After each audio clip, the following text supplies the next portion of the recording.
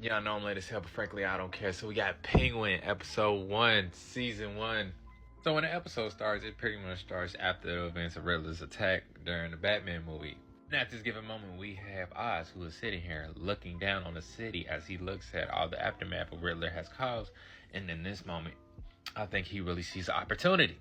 Here you have Penguin going to the safe and everything, got photos of Johnny V. He's sitting here thinking like, this is my time to shine. But in the process of that happening, Alberto Falcone pops up, channeling his inner Rick James, and you know what I mean.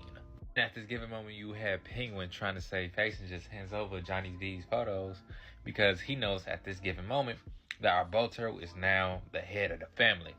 And as the scene progresses, Penguin has a moment and you could just look in his face, the vulnerability, talking about, yeah, it was this gangster. He used to give back. They loved him. Nobody messed with him. And in that moment, Alberto pretty much dog walked his ass and pretty much got on some, you ain't never gonna be shit.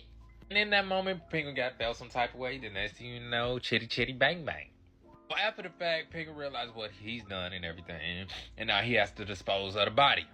And then we meet Vic, who is proceeding to take Penguin's wheels off his car, but then it fails with the rest of everybody else being the one to be left behind while Penguin has that in his face. In this moment, it will remind me of the point of when Batman met the second Robin, and when he went to the Batmobile, guess what he was doing? He was taking wheels off the Batmobile, and it really draws that parallel right then and there.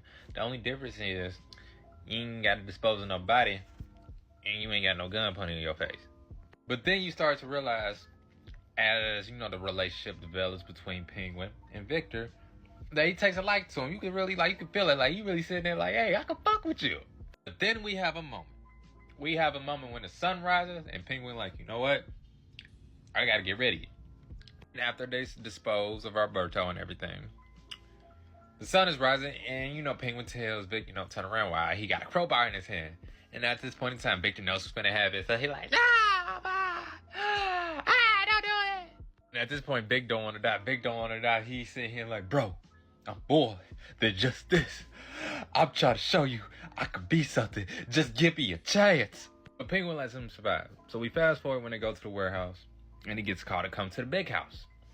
In the process of going to the big house and finding out that pretty much we're moving your operation, we get to meet Sophia Falcone, aka known as the Hangman.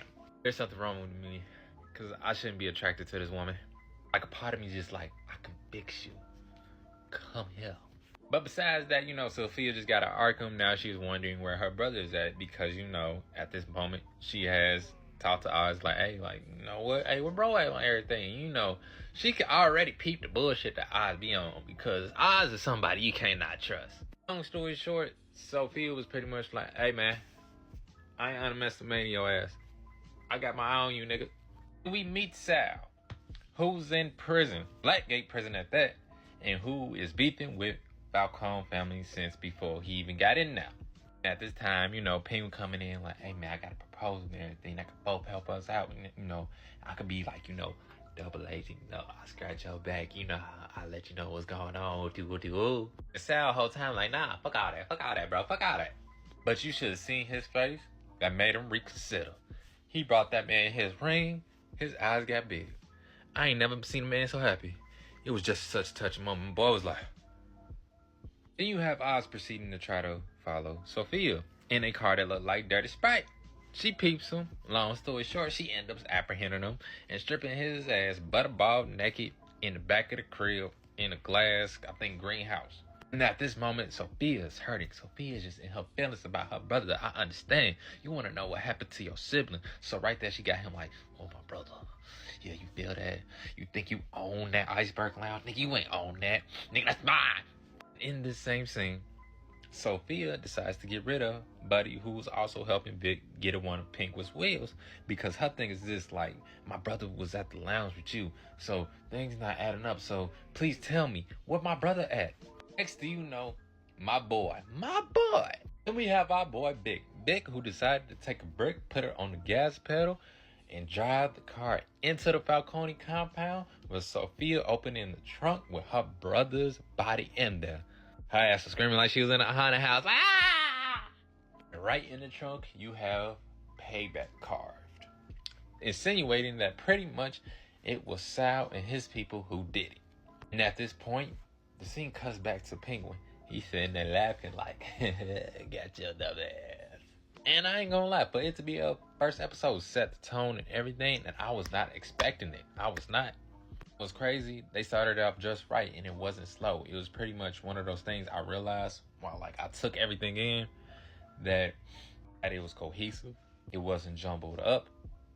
And it just really lets you know that they are not coming to play. In this episode, you see Oswald. He has ambition. He wants to be bigger than life in his city. You have Victor, who is looking for purpose. You have Sophia, who just got out of Arkham, dealing with PTSD from being in there, on top of the fact that she is dealing with the loss of her dad, and also now her brother. And all I can say is, as this continues to progress, it's only going to get better from here.